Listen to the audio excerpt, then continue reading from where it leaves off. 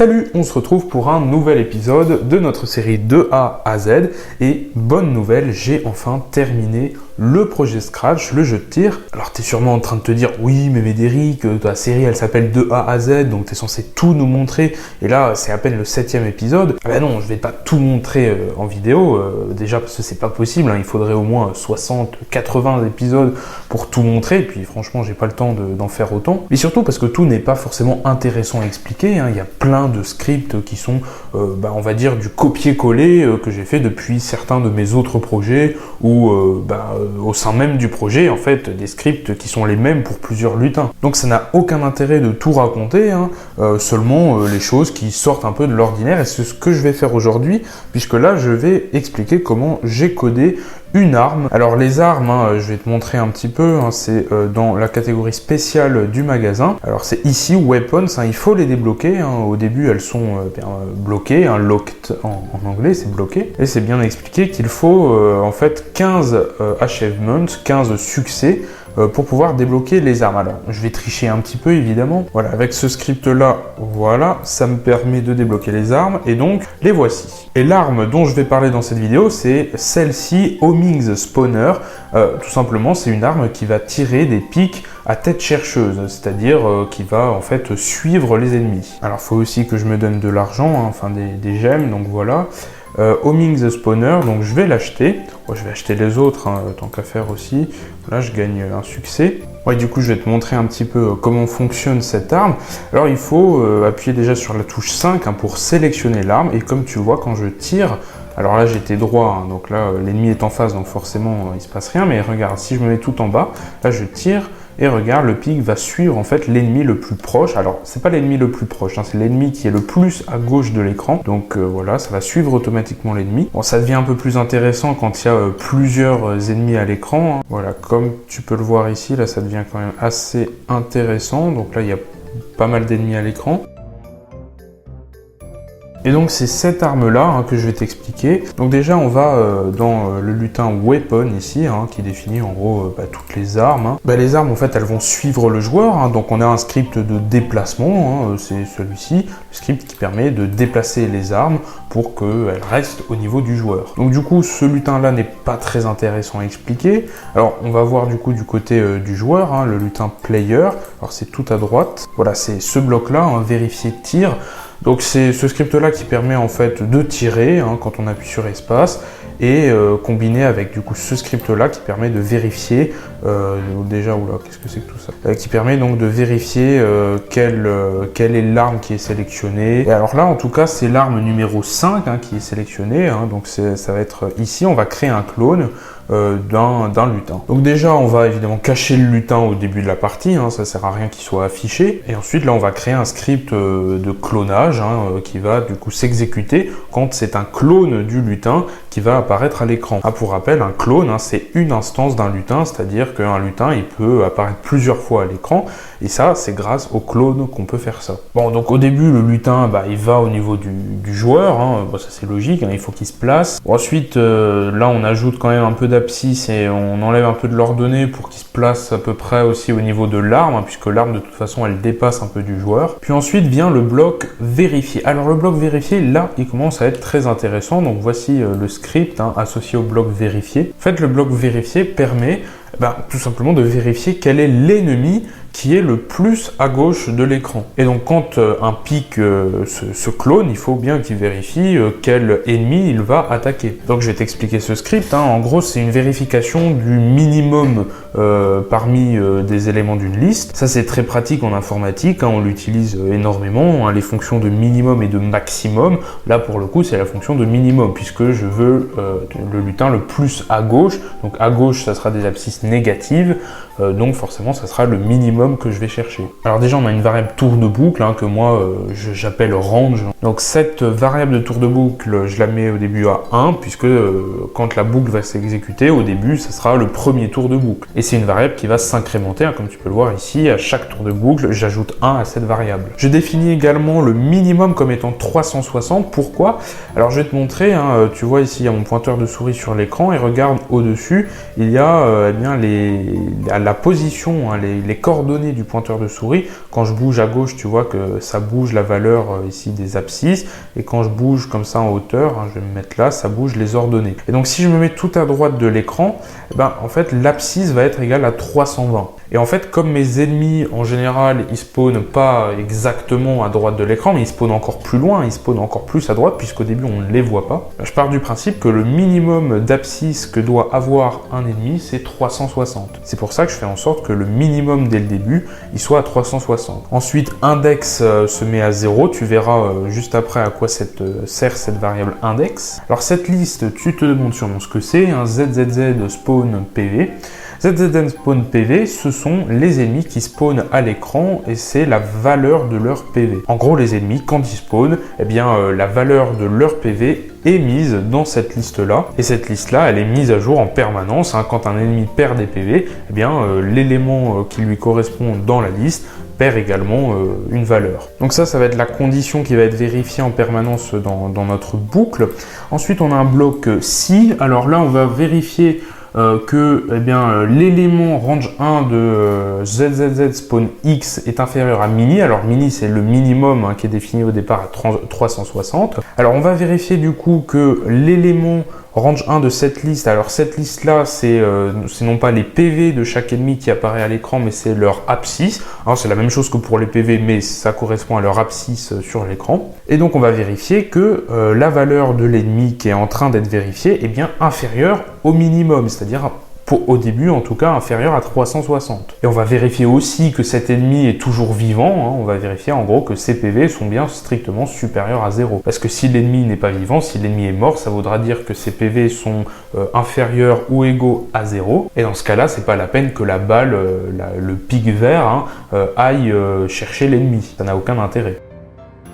Donc quand cette condition est vérifiée, dans ce cas-là, on va mettre la variable mini à l'élément range 1 de ZZ spawn X, hein, c'est la même chose que ça, hein, c'est les deux mêmes blocs. Donc en gros, on va actualiser la variable minimum. On va dire que mini, ce n'est plus égal à 360 cette fois-ci, c'est égal eh bien, à l'abscisse qui vient d'être vérifiée sur l'ennemi. Et ça se comprend assez bien, hein, puisque là, on a bien vérifié que cette abscisse était inférieure au minimum.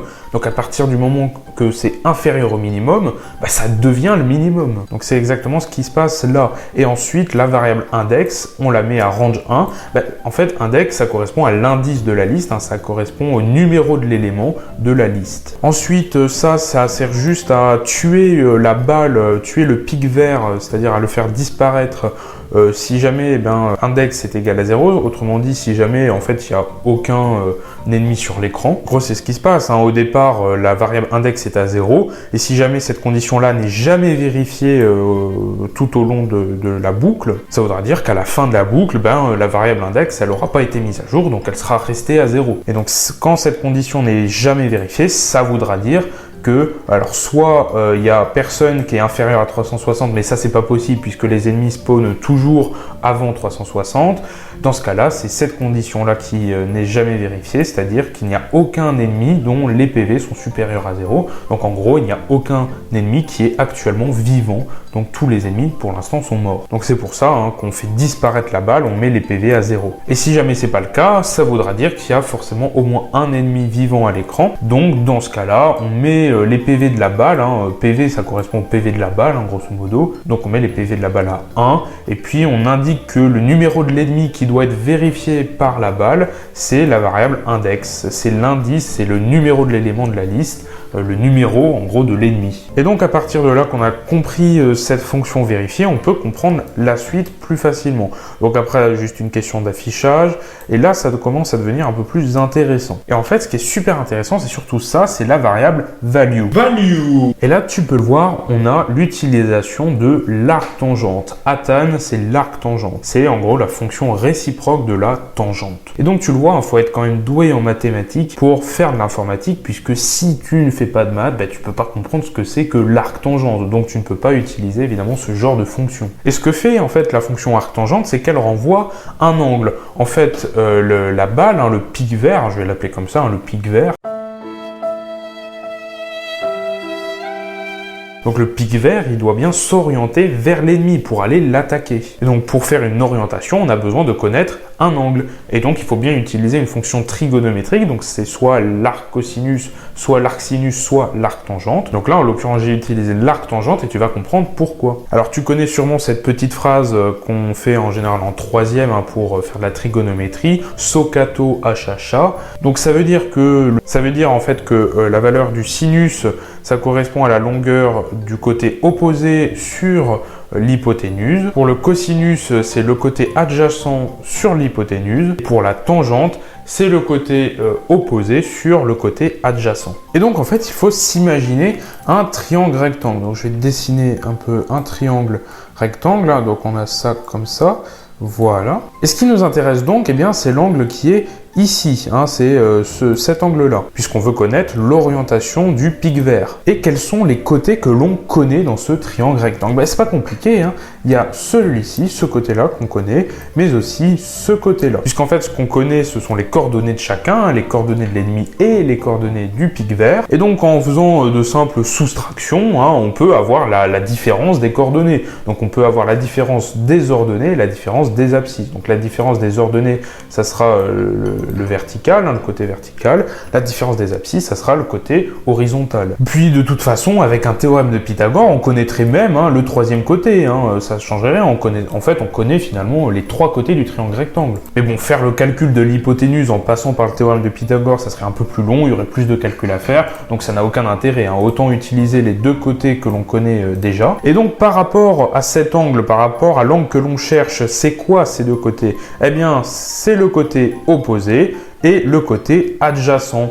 Opposé sur adjacent, eh bien ça, c'est la tangente. C'est pour ça que j'utilise l'arc tangente et non pas l'arc cosinus ou l'arc sinus. Et voilà donc à quoi sert, entre autres, la trigonométrie pour ce genre de situation. Et donc à partir de là, c'est plus qu'une histoire d'orientation progressive, puisque tu l'as vu, le pic s'oriente progressivement vers l'ennemi. Donc ça, c'est pas très compliqué, c'est juste une histoire on va équilibrer à peu près, on va le faire tourner lentement jusqu'à ce qu'il atteigne la bonne valeur. Donc ça, c'est ces scripts-là qui s'en occupe. Et puis comme Scratch gère très mal la trigonométrie, parce qu'en fait il part du principe que quand c'est tourné vers la droite c'est 90 degrés et non pas 0 degré dans la vraie trigonométrie, puis en plus il tourne dans le sens anti-trigonométrique, donc c'est pas logique du tout. On est obligé de faire des calculs, donc là tu l'as vu, je fais fois moins 1 et plus 90 à la fin. On se retrouve du coup avec un calcul qui paraît compliqué alors qu'en fait c'est super simple. Ici c'est tout simplement la différence que je t'expliquais tout à l'heure, la différence des ordonnées entre les deux. Pour connaître du coup la longueur du côté vertical, ça c'est la différence des abscisses. Pour connaître la longueur du côté horizontal, et entre les deux, une division, puisque du coup c'est le côté opposé, c'est celui-ci, sur le côté adjacent, c'est celui-ci. Et ça, du coup, ça nous donne la valeur de la tangente, mais comme la valeur d'une tangente, ça donne pas un angle, nous ce qu'on veut c'est un angle, donc du coup on va utiliser la réciproque, c'est-à-dire l'arc tangente, c'est ici ce que j'utilise là. J'ajoute 90 pour que Scratch et sa trigonométrie bizarre fonctionnent, je multiplie par moins 1, même chose pour tourner dans le bon sens, et voilà, on a un programme qui fonctionne. Alors pour ça, c'est la même chose, c'est juste que j'ajoute 180 parce que c'est une histoire d'orientation, parce que Scratch, pareil, gère très mal la trigonométrie. Voilà, en fonction de si le pic vert il est devant ou derrière l'ennemi. Et c'est comme ça que l'on code donc des pics verts à tête chercheuse pour tuer plus facilement les ennemis. Voilà, j'espère que tu as bien compris cette histoire de trigonométrie. Tu vois, c'est pas si compliqué que ça à comprendre. Et donc avant de conclure cette vidéo, je tiens à rappeler que le projet est terminé. Il est donc publié, il est en ligne, ça y est. Il y a également la version téléchargeable qui est disponible. Tous les liens de toute façon sont dans la description. Donc je t'invite évidemment à télécharger le jeu, à me donner ton avis aussi. J'aimerais bien avoir des retours. Alors en ce qui concerne la série de A à Z, en tout cas pour cette saison-là, je sais pas si je vais la continuer, je sais pas encore, on verra. D'ailleurs, ce qu'on va faire, c'est que si jamais il y a des abonnés qui testent le jeu, qui a des choses qu'ils aimeraient que j'explique, c'est ce qu'on va faire. Vous allez le mettre dans les commentaires. Et puis moi, après, il n'y a aucun souci, je ferai sûrement d'autres épisodes pour cette série. En tout cas, je te remercie d'avoir regardé cette vidéo jusqu'au bout. Et quant à moi, je te dis à la prochaine. Salut!